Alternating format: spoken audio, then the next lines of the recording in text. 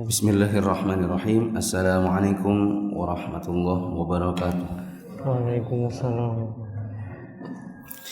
Alhamdulillahi rabbil alamin, wassalatu wassalamu ala asyrafil anbiya'i wal mursalin wa ala alihi wa ashabihi ajma'in.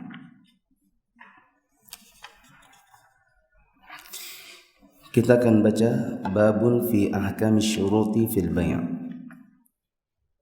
yaitu bab tentang hukum yang berkaitan dengan syarat jual beli. Maksudnya syarat jual beli ini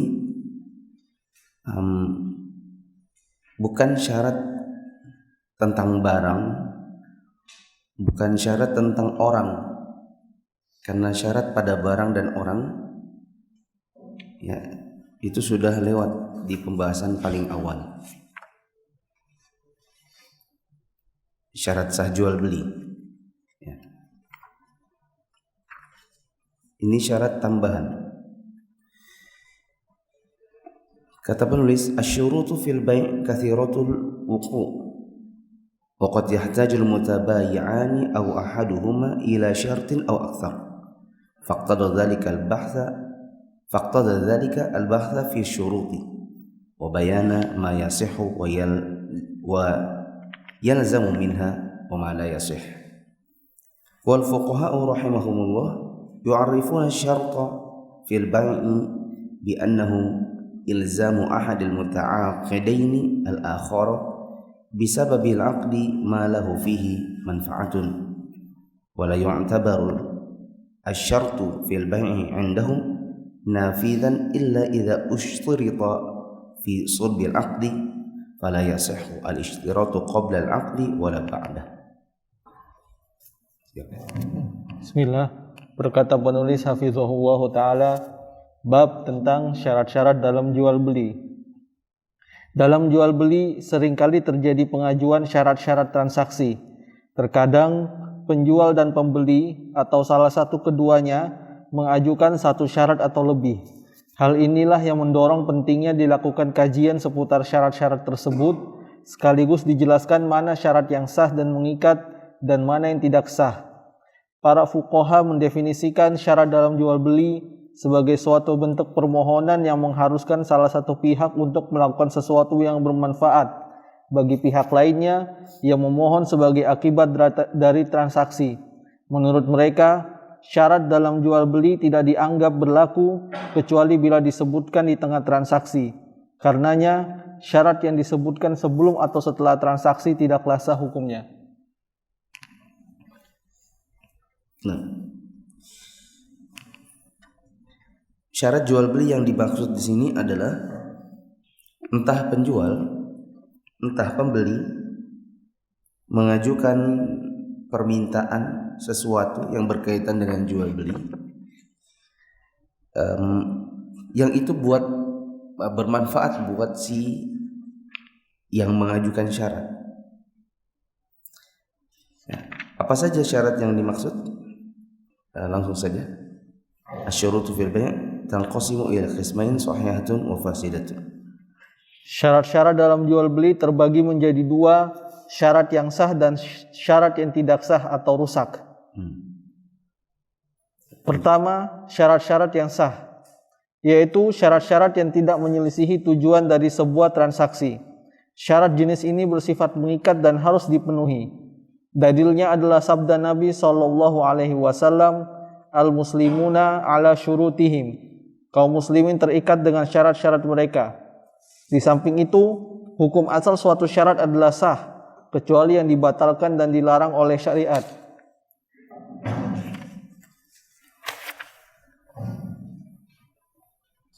Syarat yang dianggap sah terbagi dalam dua jenis. Jenis pertama, syarat demi kemaslahatan transaksi, yaitu syarat yang menjadikan transaksi lebih kuat dan maslahatnya kembali kepada yang mensyaratkan, seperti mensyaratkan barang jaminan atau penjamin. Syarat semacam ini akan menenangkan penjual, atau mensyaratkan jangka waktu tertentu bagi sebagian atau seluruh harga yang harus dibayarkan. Syarat semacam ini bermanfaat bagi pembeli. Jika syarat ini terpenuhi, maka transaksi jual beli menjadi sah dan mengikat. Demikian halnya bila pembeli mensyaratkan sifat tertentu pada barang yang akan dibeli, seperti kualitas yang baik atau produk dan merek tertentu. Mengingat naik turunnya minat pembeli sangat tergantung pada perbedaan kualitas dan merek tersebut. Jika barang yang dibeli ternyata sifatnya sesuai dengan yang diinginkan pembeli, maka transaksi jual beli menjadi sah dan mengikat. Namun jika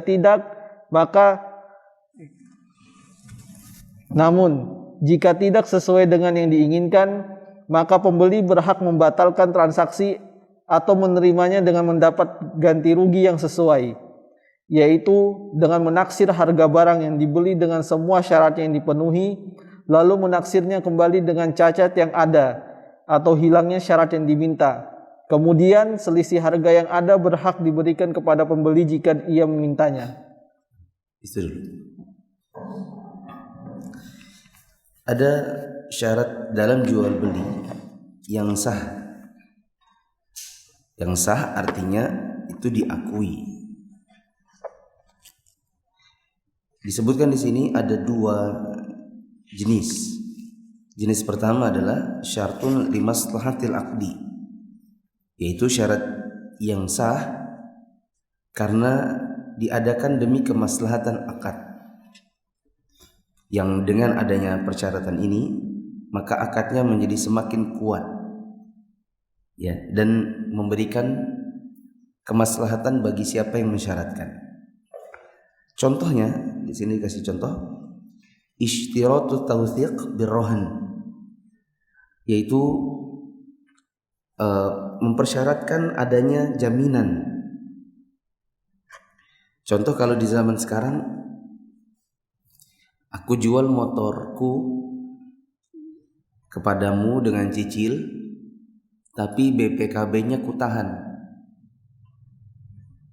Ini bukan apa namanya? Intinya si penjual tidak mau kalau nanti motornya sudah dipakai-pakai, akhirnya orangnya juga nggak mau bayar, cicilannya juga nggak lancar, terus motornya hilang, BPKB-nya hilang. Maka untuk adanya taufiq supaya ada kepercayaan dan ada jaminan, maka ditahanlah BPKB-nya. Atau orang itu menahan sesuatu yang lain, ya, jadi dijadikan gadai. Misalnya dia jual motor, tapi dia minta jaminan untuk cicilan berupa emas misalnya. Misalnya berupa emas. Ada yang bisa kasih contoh? Kalau di zaman sekarang apa contohnya?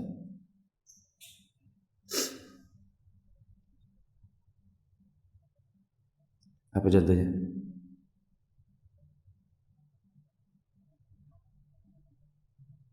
Ngantuk semua kan?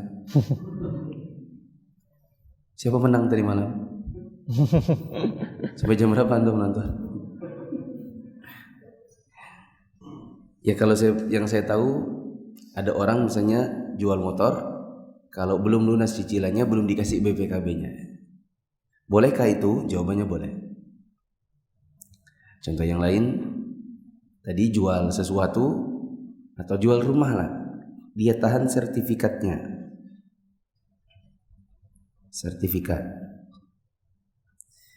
Atau dia minta barang gadai, ya, yang dijual motor, tapi karena belum lunas, masih cicil, maka dia tahan gadai berupa emas.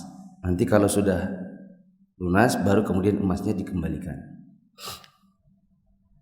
Kata Syekh Fauzan di sini, wa hadza yatma'innu al-bai'. Ya. Ini bisa memberikan ketenangan bagi si penjualnya. Contoh yang kedua di sini, ishtiratu ta'jil ats-tsaman atau ta'jil ba'dihi ila muddatin ma'lumah. Si pembeli mempersyaratkan uangnya ditunda, atau dia mempersyaratkan uangnya ditunda sebagian. Uangnya ditunda sebagian. Wa hadza yastafidu minhu al-mushtari. Dan ini bisa memberikan kemaslahatan atau manfaat buat si pembeli. Ya. Contohnya apa? Contohnya banyak nih ya. Orang ngasih DP doang. Ya, oke Pak, saya kasih ya 1 juta aja. Nanti kalau sudah selesai baru 1,5-nya saya bayarin. Nah, ini hukumnya boleh. Tapi diperjelas kalau DP-nya itu terlalu besar, lalu yang hangus berapa? Contoh, ada orang jual rumah. Jual rumah? Ya, dia jual rumah 500 juta misalnya. Terus dia minta DP, saya minta DP 200 juta. Ya. Diperjelas dulu berapa dari 200 juta itu yang akan hangus apabila ternyata tidak jadi dilunasi. Nah, sebagian orang ada yang ngasih DP 200, habis itu membatalkan, lalu 200-nya hilang. Ya, ini terjadi kerugian besar bagi orang yang mendp. Kecuali kalau misalnya jual motor 10 juta, DP-nya 500 ribu. Ini bisa saja misalnya dibilang ini kan cuma 500, hilang semua berarti kalau seandainya nggak jadi. Ini namanya memberikan sebagian saja dari harganya, tidak langsung dikontani begitu. Kemaslahatan yang didapatkan oleh si pembeli diantaranya adalah, ya, contoh gini, saya jual rumah, si pembelinya bilang saya lunasi jika sertifikatnya sudah balik nama.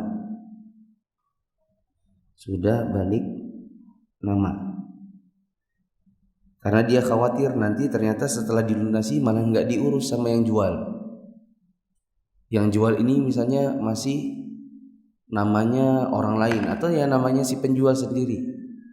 Sementara si pembeli maunya atas nama dirinya. Ya, jadi saya kasih DP cuma 10% Pak.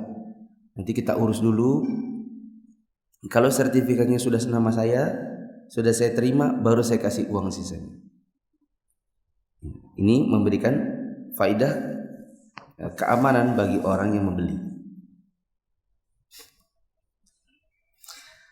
Kata Syekh Shalih bin Fauzan, "Wa kadzalika law ishtarata al-mushtari sifatan fil mabi'." Contoh yang lain adalah pembeli mempersyaratkan sifat tertentu. Seperti misalnya ini adalah produksinya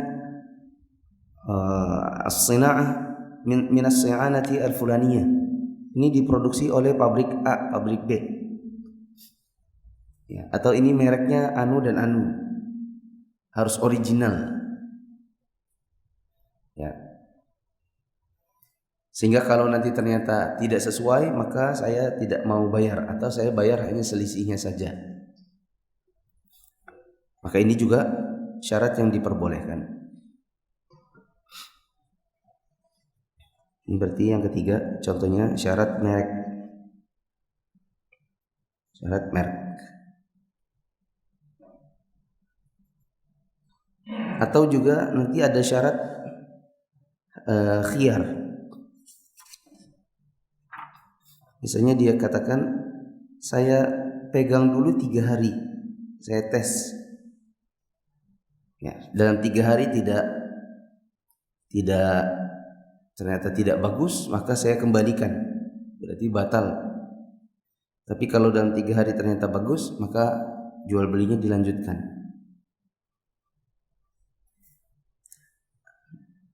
Tadi kalau syarat berupa jaminan itu apa namanya? Garansi. Iya. Garansi. Misalnya dia bilang, oke, saya beli, tapi garansi ya 1 tahun. Beli kulkas tapi bekas. Orang ini bagus. Ya bagus, tapi nanti kalau ada trouble setahun bagaimana? Ya udah, saya garansi 1 tahun. Nanti kalau ada kerusakan dipotong harganya. Nah, coba diulang paragraf yang tadi.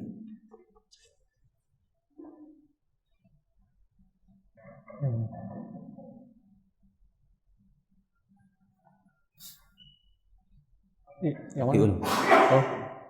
Dari kata demikian pula bila pembeli mempersyaratkan sifat.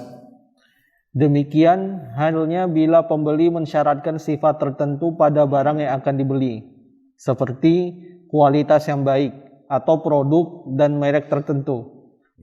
Saya sudah sebutkan ini tadi. Lanjut. Mengingat naik turunnya minat pembeli sangat tergantung pada perbedaan kualitas dan merek tersebut. Jika barang yang dibeli ternyata sifatnya sesuai dengan yang diinginkan pembeli, maka transaksi jual beli menjadi sah dan mengikat. Namun, jika tidak sesuai dengan yang diinginkan, maka pembeli berhak membatalkan transaksi atau menerimanya dengan mendapat ganti rugi yang sesuai. Ya. Kalau ternyata sudah sesuai dengan sifat yang diminta oleh pembeli, maka jual belinya harus dijalankan. Berarti uangnya sudah harus dikasih. Ya, misalnya ada orang pesan brownies, dia bilang saya mau tapi browniesnya harus seperti ini, karena ini dulu yang saya dapatkan. Saya nggak mau browniesnya kalau kayak apa namanya, kayak kapas misalnya. Saya maunya yang seperti ini. Kalau ternyata betul-betul setelah selesai dia dapati sesuai dengan apa yang ditunjukkan, maka lazimal bai', jual belinya harus dijalankan. Tapi kalau ternyata berbeda dengan sifat yang diinginkan, maka pembeli berhak untuk membatalkan. Ya, misalnya dia bilang karena pesanan saya nggak sesuai, jadi saya tidak mau untuk bayar. Atau orang itu misalnya pesan ayam kuahnya kuning, ya kan, apa namanya kita bilang opor kuning. Tapi waktu datang ternyata opornya putih. Opor putih apa namanya? Ya opor putih lah. Gak sesuai. Saya pengalaman beberapa hari lalu soalnya. Pesan sama admin opor, ya. Saya kira opor itu kuning. Tapi pas datang opornya putih dan agak manis. Tidak sesuai. Nah, seandainya ada orang misalnya buat acara buat lebaran gitu. Dia pesan, pokoknya saya pesan opor yang kuning. Ternyata pas datang opornya putih, maka si pembeli berhak untuk membatalkan. Atau kalau dia mau, dia berhak untuk meminta ganti rugi. Nah, minta ganti rugi dengan cara harga opor kuning dikurangi harga opor putih. Berapa itu selisihnya? Itu yang enggak dibayar. Betul ya? Opor kuning misalnya 100 porsi, anggap saja misalnya 500.000. Tapi yang putih itu 400.000. Ya, berarti dia dapatkan 100.000. Cashback. Ya, misalnya sudah dibayar 500 gitu ya. Nih 500 ya, opor kuning. Pas datang, cuman putih. Dia minta cashback. Oh, cashback. Betul ya, cashback. Ya, potongan harga karena nggak sesuai. Ya, jadi dapatnya dia minta kembali 100.000 misalnya. Nah, sampai sini dulu ada pertanyaan? Ya. Nah, kalau terjadi seperti tadi, dua-duanya itu merasa benar ini kan. Si penjual merasa yang namanya opor itu kuning gitu. Tapi si penjual ini kok jadi opor? Iya, memang di sini dua-duanya ini ngerasa benar gitu. Dengan yang pakai contoh yang kita sampaikan tadi, si pembeli itu tahunya yang namanya opor kuning gitu, tapi si penjual ini jualnya jual opor putih. Jadi dua-duanya menggunakan asumsi masing-masing. Yang dua-duanya ngerasa benar gitu. Nah itu kan ketika si pembeli merasa ini gantiin dong gitu kan, pasti si penjual juga ya enggak kan, di awal enggak dibilang nggak diperjelas yang kuning gitu kan, enggak spesifik seperti itu gitu kan. Jadi masing-masing menggunakan asumsi masing-masing. Nah itu yang sikap yang terbaik menurut syariat itu seperti apa, entah itu untuk si penjual atau untuk pembelinya ketika kondisi seperti itu gitu. Kalau nanya yang terbaik itu adalah samhan idza ba'a, samhan idza ishtara. Kata Nabi sallallahu alaihi wasallam, ya, semoga Allah merahmati orang yang samah orangnya, yang samih, orang yang toleran. Samhan idza ba'a, dia toleran kalau dia menjual, ya, dan samhan idza ishtara, orangnya juga toleran kalau dia membeli. Nah, toleran dalam jual dan beli berarti menempuh jalan tengah yang tidak hanya maslahat untuk dirinya saja, tapi juga maslahat untuk orang yang jadi lawan transaksinya. Contoh tadi, saya memang biasanya bikinnya opornya putih, Bu. Wah, tapi ini enggak selera, kalau kami itu enggak bisa makan gini, kami itu biasanya yang kuning. Ya, tapi kan ibunya juga enggak pesan yang kuning, kami juga kalau biasa pesannya bikinnya putih. Maka harga kuning berapa, harga putih berapa, selisihnya berapa, selisihnya bagi 2. Paham? Ya udah, berapa biasanya kalau putih? Ya putih itu 400.000, makanya kami kasih itu 400.000 aja. Saya juga heran kok ibunya bilang di sini kok murah. Ya memang saya 400. Ya coba bilang dari kemarin putih, ya. Saya kan kemarin bilang enggak 500 kah, saya bilang lagi 500 karena saya maunya kuning gitu ya. Selisihnya berapa? 100.000. Maka 50.000 sini, 50.000 situ. Jadinya ya udah dah, harganya 450. Hah? Ya. Contoh yang lain, developer mau pasang kusen, cuman ngomong kusen aluminium, ternyata yang dipasangnya warnanya putih misalnya. Dia bilang, loh kok putih, saya itu maksudnya hitam. Loh, di mana-mana kusen itu ya putih, kayak gitu. Berkelahilah dia, kusen hitam apa kusen putih, taunya sama-sama pokoknya apa, aluminium, nah gitu. Akhirnya berkelahi, waduh jadi gimana ini. Nah, datang aja ke tukang apa itu, ini yang jual apa tuh, aluminium. Berapa selisih harganya? Setengahnya, gitu.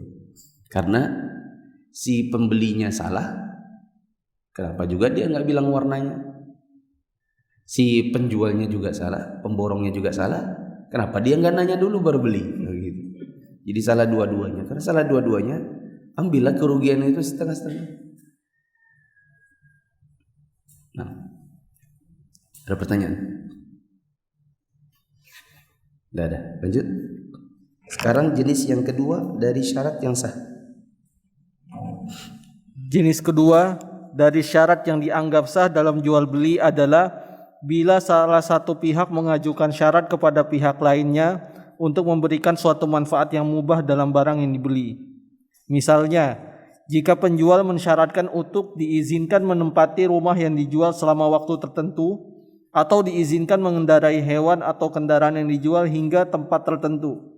Dalilnya adalah hadis yang diriwayatkan oleh Jabir radhiyallahu taala bahwa Nabi SAW menjual seekor unta dengan persyaratan masih boleh menungganginya sampai di Madinah. Hadis ini menunjuk Stop dulu.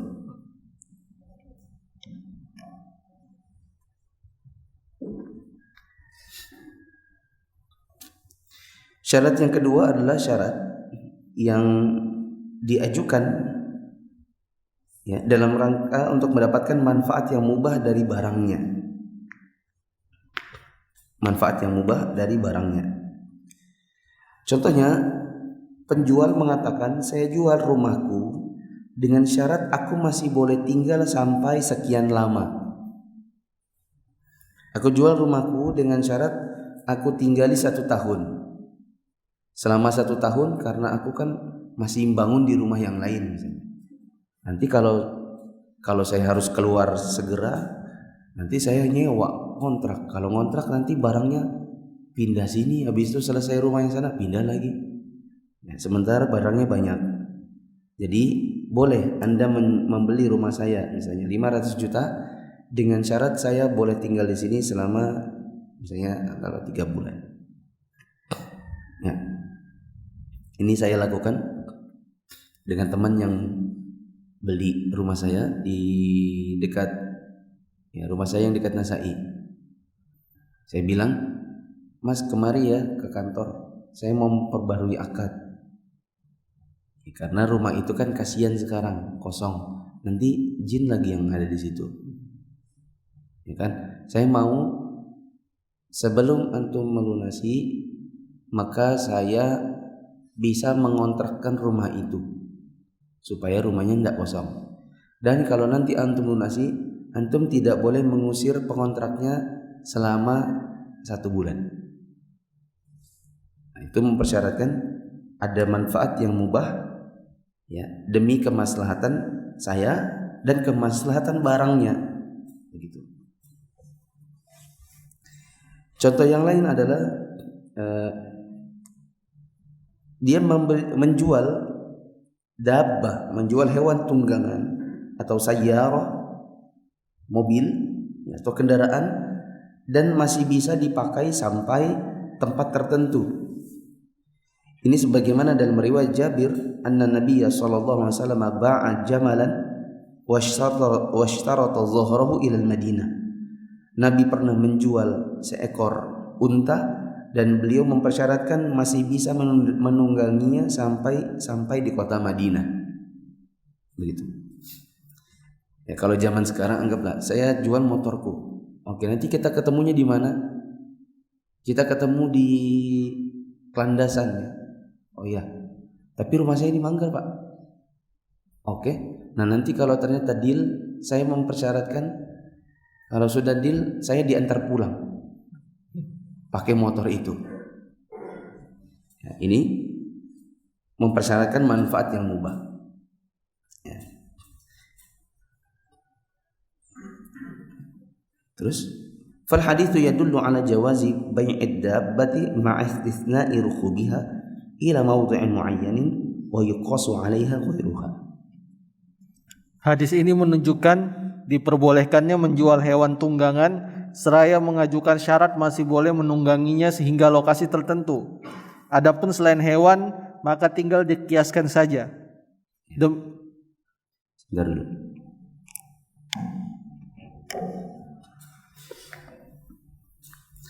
Kemudian kata penulis, wa kadza law ishtarata al-mushtari 'ala al-ba'i'i badla 'amalin fil mabi' ka'an yashtariya minhu haqaban wa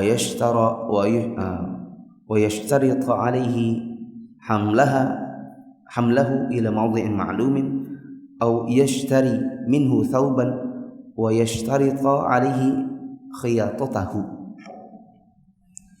Demikian pula bila si pembeli mengajukan syarat kepada penjual agar ia melakukan pekerjaan tertentu berkaitan dengan barang yang dibeli. Contohnya, bila ia membeli setumpuk kayu bakar dengan syarat agar kayu tersebut diantar ke tempat tertentu, atau membeli selembar kain dengan syarat agar kain tersebut dijahit. Ya. Contoh yang lain, misalnya ada orang ya, mengatakan, aku jual kayunya, aku beli kayu-kayu ini dengan syarat kayunya diantar ke titik-titik. Kalau zaman sekarang, hewan kurban.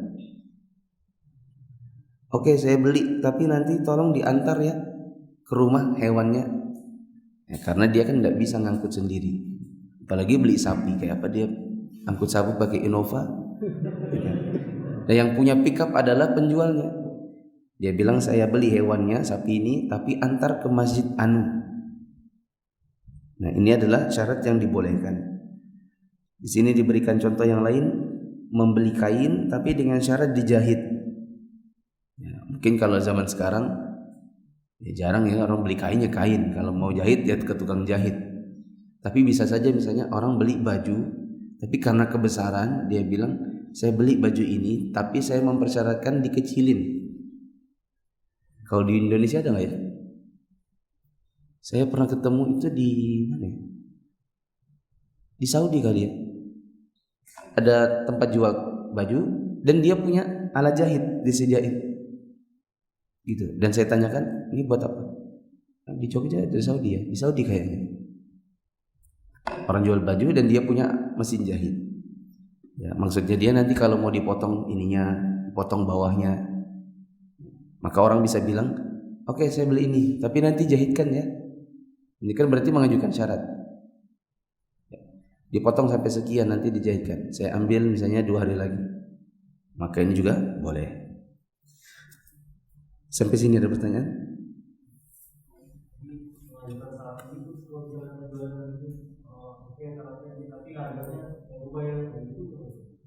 Gimana?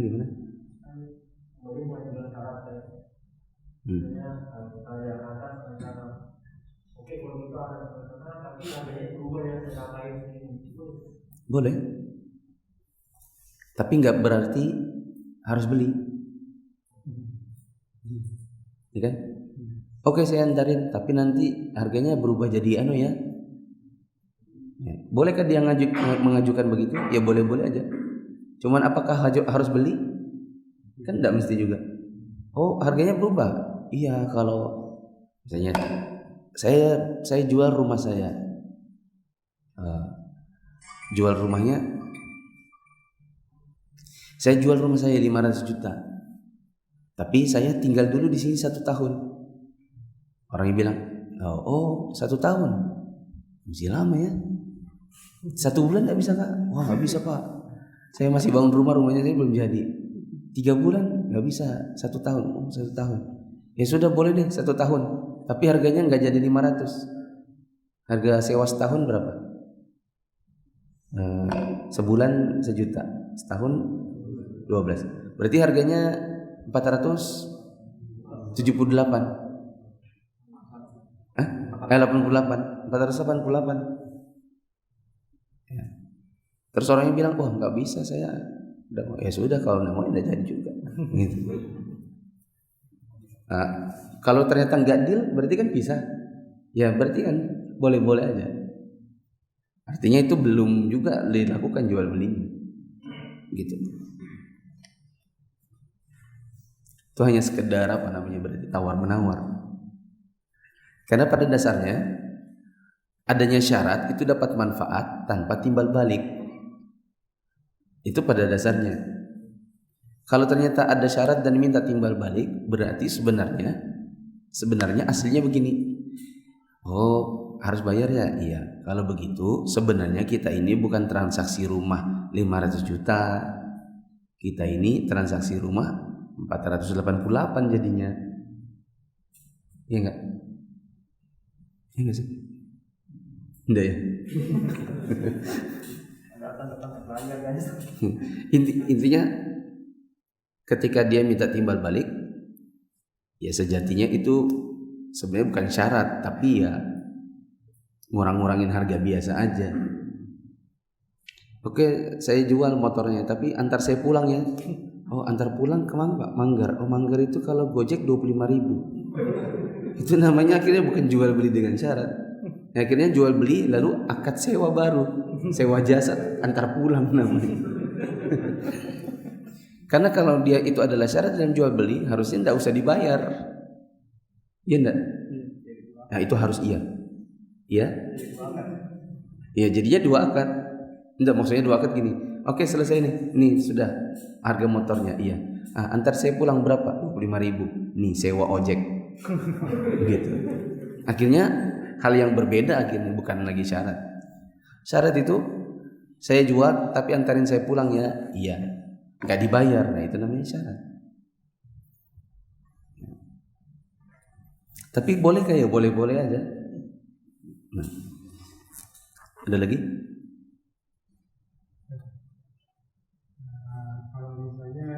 kita beli suatu barang, pada saat diantar harganya ditambahin, katanya di ongkos kirimnya, tapi sebelumnya nggak ada akad ongkos kirim. Gimana solusinya, kayak gimana tuh antara pembeli sama? Oh, sudah terjadi. Ya. Kujual motorku, oke. Antarin aku pulang ya ke Manggar, iya. Maksudnya membeli produk misalnya makanan, pas sampai di rumah tiba-tiba tambahin harganya dengan pastinya segini. Oh iya. Jual beli sekian, harganya sekian. Ternyata pas sudah sampai di rumah harganya dinaikkan buat ongkir.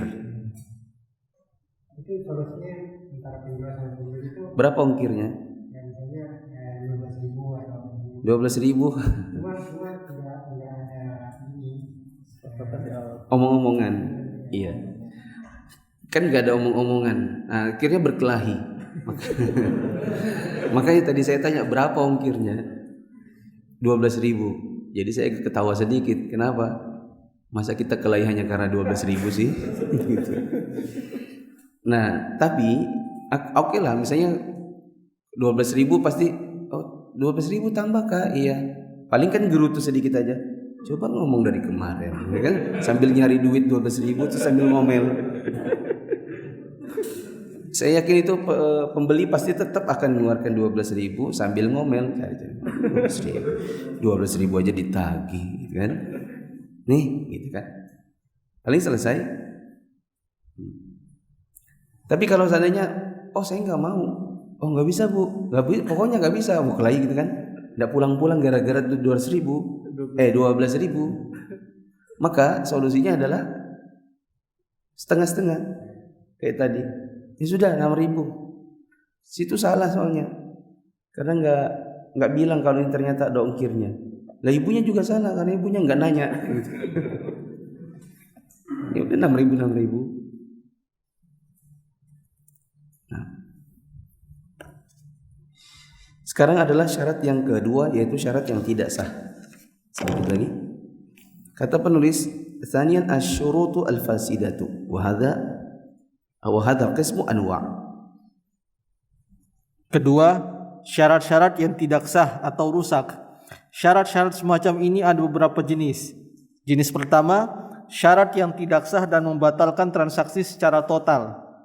Contohnya, jika salah satu pihak mensyaratkan transaksi lain kepada pihak kedua, misalnya dengan mengatakan, barang ini saya jual kepadamu dengan syarat engkau mengontrakkan rumahmu kepadaku, atau mengatakan, barang ini saya jual kepadamu dengan syarat engkau menjadikanku partner dalam usahamu atau dalam kepemilikan atas rumahmu, atau mengatakan, barang ini saya jual kepadamu seharga sekian dengan syarat engkau memberiku pinjaman uang sekian.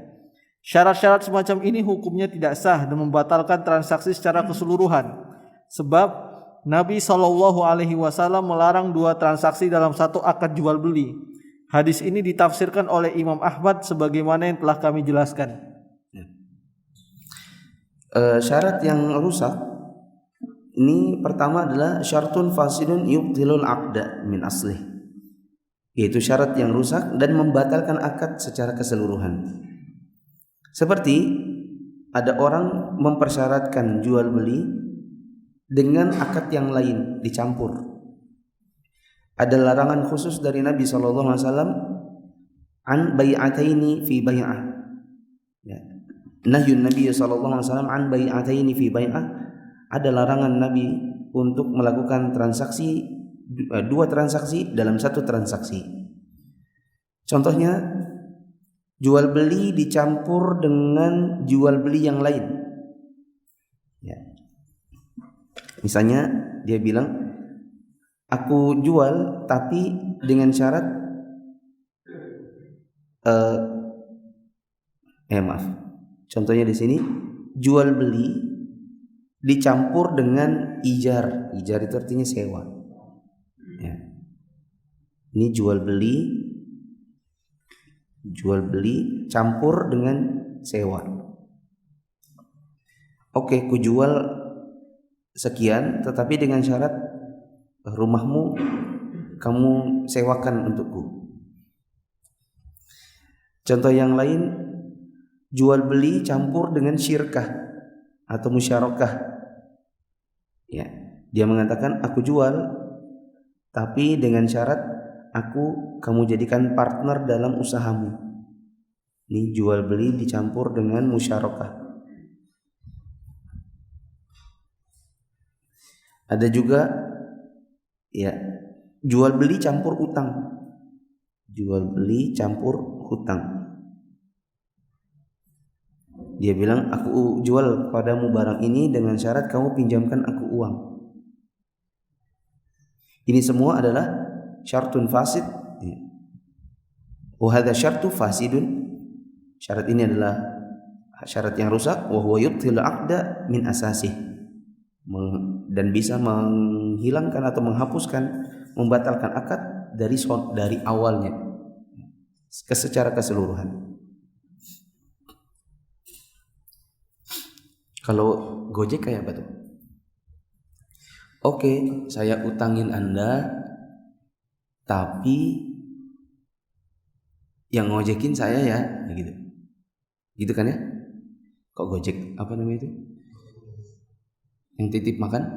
GoFood. GoFood ya.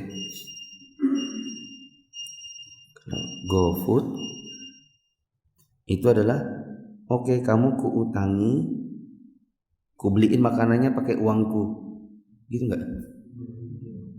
Oh itu kalau dia apa namanya itu, bayarnya diutangin dulu ya, kan bisa juga nggak diutangin, bisa juga nggak diutangin. Kuutangi tapi sewa tenagaku, ini boleh nggak? Ini ada ikhtilaf di kalangan para ustadz. Ada ustadz yang memandang nggak boleh karena ini masuk dalam bai'ataini fi bai'ah, dua transaksi dalam satu transaksi. Transaksi utang sama sewa ojek dijadiin satu. Ojek yang ngutangin bayarin dulu, lalu kemudian harus nyewa ojeknya si ojek. Dan ada yang memandang ini boleh karena utang dan sewa ini tidak saling mempengaruhi. Utang dan sewa ini tidak saling mempengaruhi. Contoh, minta tolong beli KFC, paketannya misalnya 50.000. Ini mau ngantarnya ke Kelandasan kah? Mau ngantarnya ke Manggar kah? Tetap aja KFC-nya 50.000. Betul nggak? Iya nggak ya?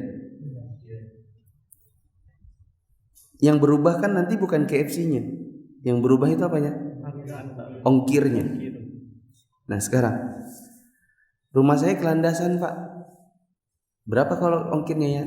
Ya di aplikasi 25.000 Bu. Oke 25.000. Ini ke Landasan. Kelandasan 25.000. Mau belinya KFC kah? Mau belinya Padang kah? Mau belinya Tulungagung kah? Pecel kah? Ke Kelandasannya tetap 25.000 atau berubah-berubah juga? Tetap 25.000. Berarti harga yang diutangi tidak akan berubah kemanapun. Sewa ojeknya tidak akan berubah apapun makanan yang diutangi. Jadi tidak saling mempengaruhi. Maka ini menurut sebagian ustadz itu boleh. Ya kalau saya lebih cocok boleh. Lebih cocok yang boleh. Tapi saya tidak benar. Kalau mau bayar aja dulu. Pakai apa itu? Harus GoPay ya? Hah? Ya, kalau enggak telepon aja dulu. Ya kan? Nasi goreng barokah Gunung Kawi. Telepon aja dulu Abu Rias. Abu Rias pesan nasi goreng 5, iya. Sekian, iya. Nanti ya dibayarnya, iya. Nanti ojeknya hanya sekedar ngantar aja. Untuk uangnya urusan kita sama penjual. gitu.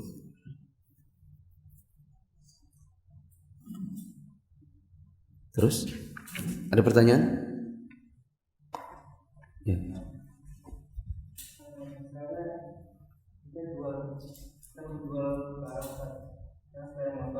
Kita jual sepeda motor.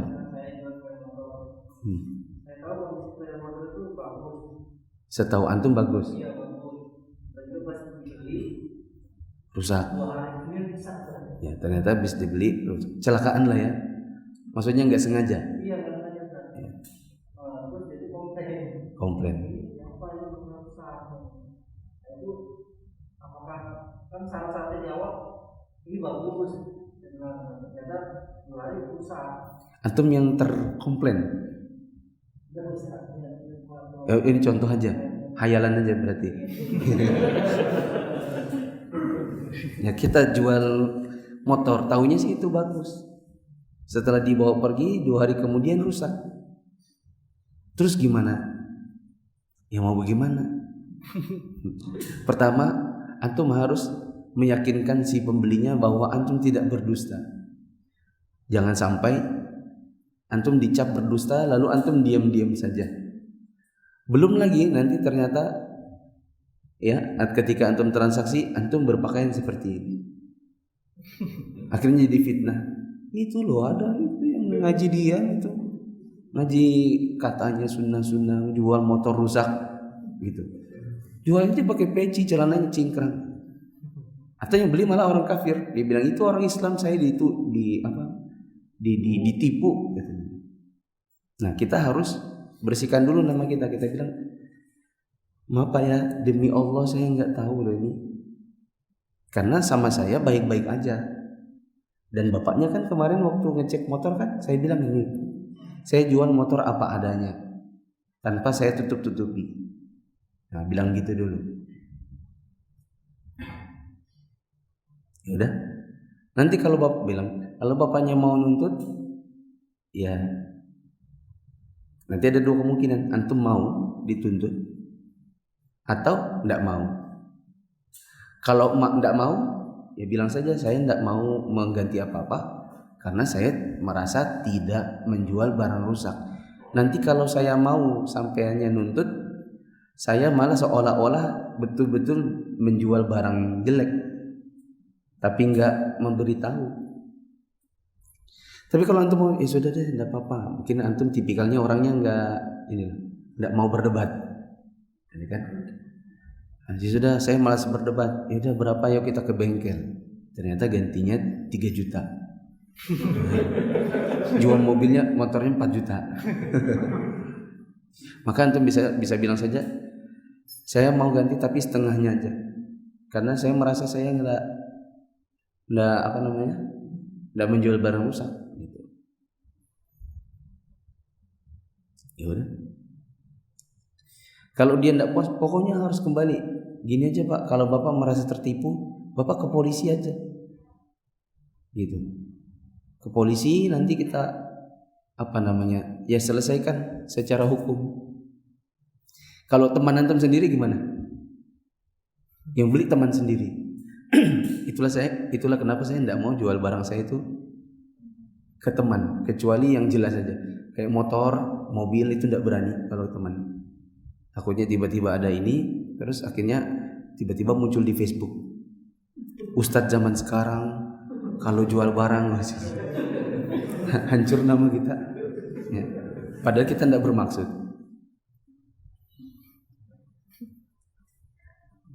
Hayalan antum selesai?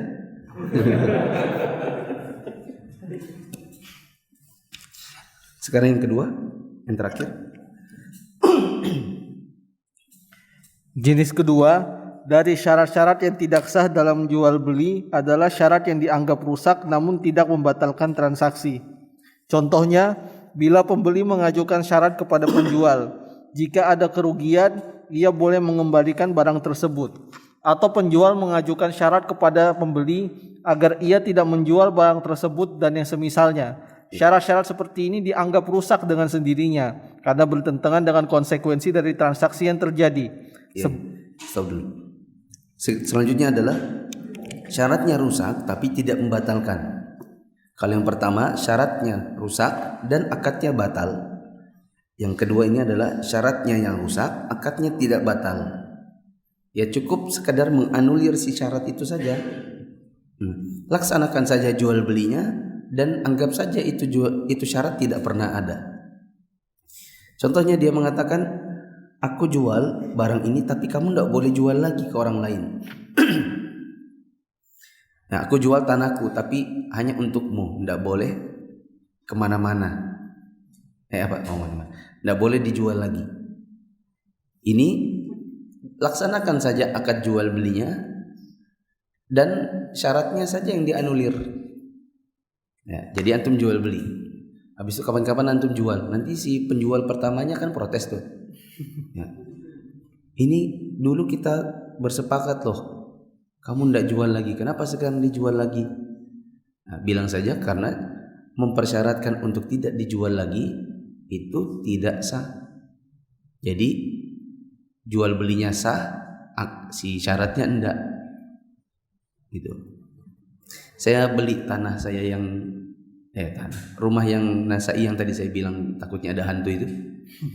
Itu pas beli tanahnya, bapaknya bilang, saya jual ke Ustadz dengan syarat Ustadz tinggal sini, tidak boleh pergi-pergi. Ya. Saya anggap ya insya Allah aja. Saya beli, saya bangun, saya tinggal di sana berarti totalnya 6 tahun. Habis itu saya tinggali. Nanti kalau bapaknya datang, bagaimana? Kan saya sudah bilang Ustaz, saya jual tanahnya tapi tidak boleh pergi-pergi. Nah kalau saya mati saya tidak boleh pergi gitu. Itu adalah syarat yang diminta, tapi syaratnya cukup dianulir, tidak usah diperhatikan. Ya, kita yang membeli pun tidak mesti memenuhi persyaratan itu, nggak dibilang berdosa juga. Nah terus. Sebab konsekuensi dari jual beli adalah pembeli bebas melakukan apa saja terhadap barang yang telah dibelinya secara mutlak. Ya. Konsekuensi jual beli itu kan harganya pindah ke yang jual, barangnya pindah ke yang beli. Ya. Pindah hak kepemilikan, ya terserah orangnya mau ngapain. Ya enggak? Iya kan sudah bukan, ya kita bilang ya kan bukan punyamu lagi, ini kan punyaku. Terserah aku dong mau diapain. Mau aku jual lagi kah, mau kasih orang kah? Itu sama kayak orang bilang, ini ku kasih ya, ini hadiah buatmu. Dengan syarat tidak boleh kasih orang lagi. Ya terima aja hadiahnya, kasih orang lain juga apa-apa. Karena ketika dihibahkan itu sudah pindah kepemilikan. Antum kasih istri antum nafkah. Suatu hari dia datangkan mamanya gitu. Nanti mama kesini ya. Naik apa? Nanti naik pesawat sama bapak. Uang dari mana? Uang dari yang dulu Abi kasih buat nafkah. Terus antum marah-marah. Aku kan dulu kasih buatmu, bukan buat datangkan bapak mamamu. Bilang saja lah, itu kan nafkah. Nafkah kau sudah diterima istri, ya punya istri dong. Mana bisa dibilang ini nafkah buatmu tapi nggak boleh kasih ke orang tuamu. Sudah buatku kok. Gitu. Yang nggak boleh itu kalau uangnya Abi masih dititip aja baru aku pakai, itu nggak boleh. Jadi kalau sudah yang nafkah dikasih jatah bulanan, ya kalau mau dikasih kemana juga terserah saya gitu.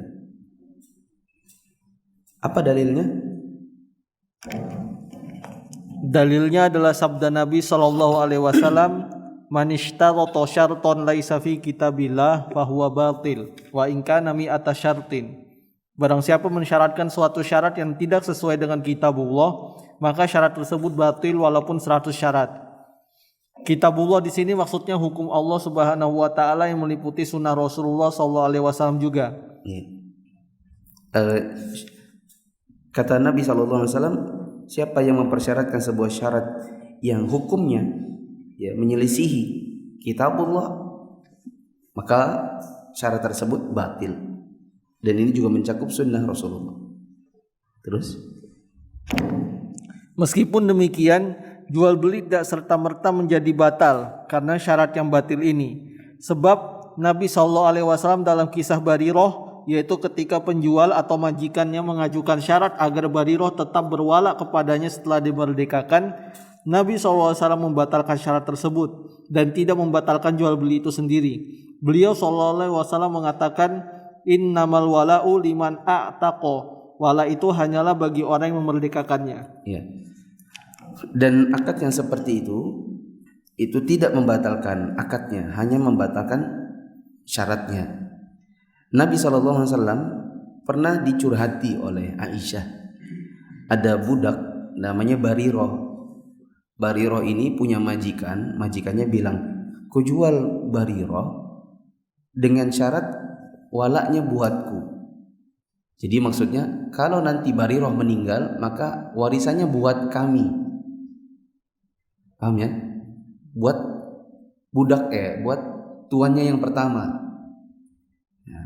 Maka Nabi SAW tetap beli Barirah, tapi Nabi batalkan akadnya. Batalkan syaratnya. Kata Nabi, innamal wala liman a'taqa. Hak wala yang kalau si budak ini mati, kami yang dapat warisnya adalah buat yang memerdekakannya, bukan buat si tuannya. Gitu. Selanjutnya, Seorang muslim yang berprofesi sebagai pedagang hendaknya mempelajari hukum-hukum jual beli beserta syarat-syaratnya, baik syarat yang dianggap sah maupun tidak.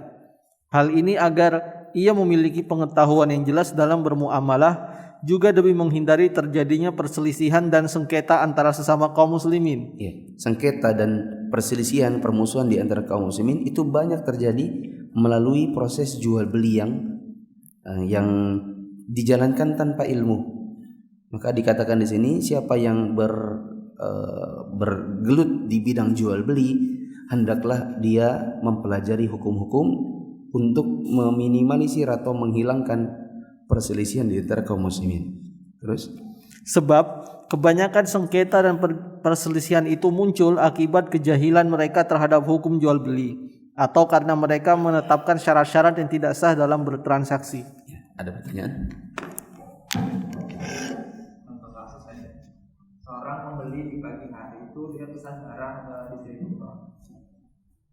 Dia pesan barang ke distributor. Iya, dengan pembayaran COD. Jadi pada saat barang dikirim di tempat dibayar.